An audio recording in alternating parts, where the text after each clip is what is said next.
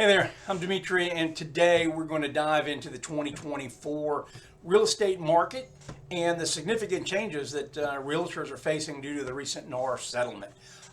Whether you're a buyer, a seller, or an agent, these changes are going to impact you. Let's just get started. First, let's talk about the current state of the real estate market in 2024. Well, that market remains very dynamic.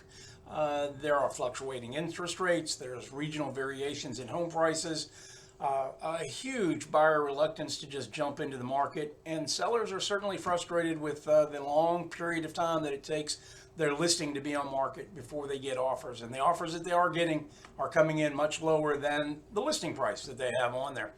The most significant news about the 2024 market is the fact that there is a NAR settlement, which is going to, without a doubt, is going to simply reshape the real estate landscape. Now, not only is there a NAR settlement, many of the major brokerages also were brought into that lawsuit, and they also have settled, some in conjunction with NAR, some separate from NAR.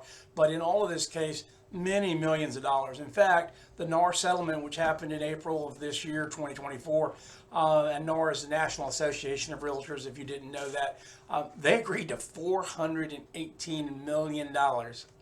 Many more $1 million were there by Keller Williams, Compass, EXP, Coldwell Banker. All of these brokerages all came to the table with big dollars to settle this lawsuit. Now, what was the reason for that? Well, the lawsuit said, hey, look, you are forcing sellers to pay for their listing, the seller's agent, but you're also forcing them to pay for the buyer's agent to bring a buyer and get this done.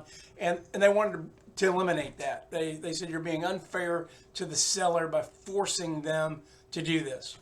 Now, of course, we're agreeing that that was what was happening, and from my viewpoint, that is not what was happening. No one was being forced to do it. It was a whole different matter, but that's a whole different discussion another day. So one of the most significant changes that we're going to see, which is the prohibition of mandatory offers of compensation on the MLS, meaning that when I list a house, it was a point where I could tell a buyer's agent, I'm going to give you 3%, or I'm going to give you 2.5%, and they knew what they were going to make right off the bat. It was guaranteed. They didn't have to do anything. I already did it because I did the listing. I negotiated everything. They got it. Well, that's gone away. We're no longer doing that. And the buyer's agent has to actually negotiate that directly with the buyer. So from a buyer and seller, that means each are responsible for their own. The seller's going to pay for their seller side, buyer's going to pay for their buyer side. Now, for a buyer, they're going to be presented with more stringent options because not only do they got to negotiate this, they're going to have to sign a buyer-broker agreement because that's how it gets negotiated. With a buyer-broker agreement, they're going to have to sign this buyer-broker agreement, which says, hey, I'm representing you. I'm going to bring you houses. When you buy it, I get paid, and I get paid X, right? It's done. That's what they know they're going to get paid. Now, that X is coming from the buyer, which also brings more problems for the buyer, especially when you think that buyers barely had enough money to put a down payment down. Now they got to pay for their commission that is going to go to the agent for their compensation for bringing them a house. Now for realtors, what does this mean? Well, this means that we've got to adapt to a new business model because realtors that we're working with buyers, obviously we've got to negotiate the competition, and that has to be done. Has to be done before we show them any houses or we present any offers. That's the first thing. I can't even take you to go look at a house till we have that document in place. And then the next thing is, realtors that primarily list homes, they're going to have to change their game basically because a lot of realtors listed homes. They listed the house, and in many cases, I talked to a lot of people who had their house listed. They said, I listed my house with realtor so-and-so, and then I didn't hear from them for 3 weeks, 4 weeks, a month. I found out they went on vacation.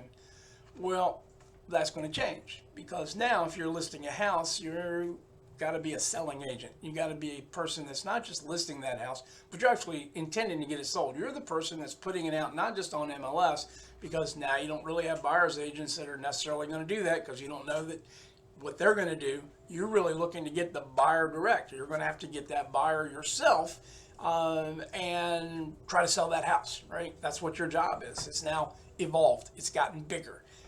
So there's going to be agents that they've never marketed. They've never done direct marketing. They don't even have a buyer's pool. They don't even know how to get there. So that's a change. And a lot of those people are probably going to go away, or they're going to be hungry for a while they learn how to get that done. So you ask yourself, so why did that? What was the purpose of the NAR lawsuit? Well, it was to bring transparency and potentially lower transaction costs. But from my viewpoint, in the practical application of it, it's going to achieve the transparency because it definitely forces the buyer and seller to negotiate with their own individual people what those numbers are. That's now totally transparent, right? But it's going to increase the cost for both buyers and sellers. I just see that. It's going to increase your cost, period. There's no way around it. And in some demographics, it's going to price some of the buyers out of the market because, like I said, they barely had enough money for down payment. Where are they going to come up with the funds for the commission as well? So I know I've given you a little bit of dismal news. Let's give you some bright news in this this part. Maybe we'll call it the silver lining in all the bad news, and that is that mortgage lenders realize, hey, wait a minute, we got a problem. We got buyers who we want to do loans for, but they don't have the money for the down payment. How are we going to make this work? How are we going to get this done? So what they've done is they've increased where they normally had a certain percentage that said, hey, this is the most money a seller can contribute in concessions to a buyer's purchase based on, as a percentage of the purchase price. They've increased that percentage so that now more money can be given as a buyer's concession, and they've allowed that money, part of it or most of it or all of it, whatever, could be used towards paying the commission. So it's kind of the same yet different. In reality, they're just trying to make sure transactions get done and everybody knows who's paying what and why and being able to negotiate it. So I hope this has helped you understand a little bit better of where we are, the turmoil that we're in, the change that we're happening, the fact that, look, real estate's just not going to be done the same like it was. Look for more requirements on your end.